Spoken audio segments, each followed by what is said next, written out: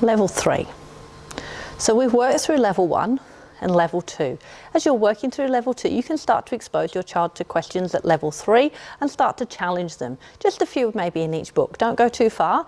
And again, if they don't know the answer, model what the answer should be. So by level 3, we're starting to get into higher order thinking skills, starting to think a little bit more beyond just what is on the text in front of us, just what's on the pictures. We're now starting to think about things, objects that may or may not be present, that maybe could have been present. The question's a little bit more complex, a bit more subtle in our answers. The student might be asked to think and reorder that information to give you back what you're looking for. They may be now looking to do predictions. What do you think is going to happen next? Why do you think that's going to happen next? You may need to assume the role of another person. So in one story you might ask, so what do you think the other person was thinking?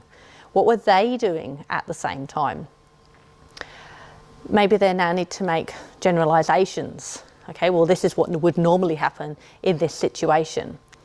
And the answers may not relate directly to the text which is there in front of them. They actually got to what we call think in their head, use information, general knowledge to help them answer those questions.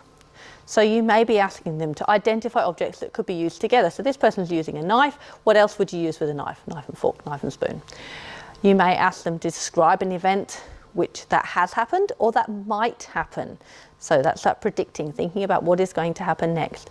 You might ask them to say, what would another person say? What could that person say? What could he do? You can think about giving directions. What should I do? If that was happening, what should I do next?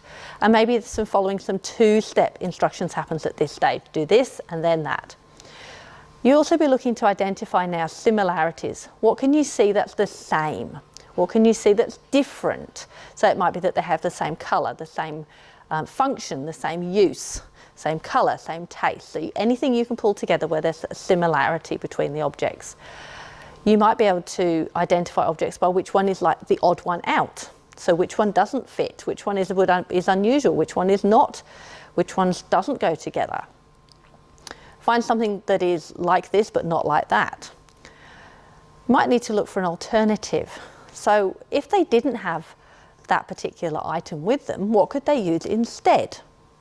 So in some stories, you know, he may have a fork and he hasn't got a fork today, he's lost it, something's happened, what could he use instead to eat his meal? Something really simple like that level. You may also look at changing pictures and putting them into sequence. So taking the pictures from the story and resequencing them and retelling that story. That's a level 3 activity. You may also like to describe the story in their own words, whether that's with the book and they're just flicking through the pages and retelling it in their own words, or whether that's using some pictures or some prompts to help them recall the story. Probably recalling the story at this point with no visual prompts is really quite tricky.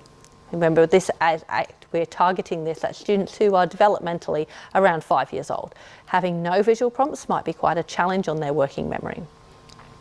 You may also ask them to ask what happened to all of these, what happened at the end, what happened to all of them, and maybe you want them to define words now. Before we've just been like, you know, show me an owl, what is an owl, but really extend that. So if you had to describe to an alien from another planet, what's an owl, you'd have to go into quite a lot of detail to explain to somebody what that would be.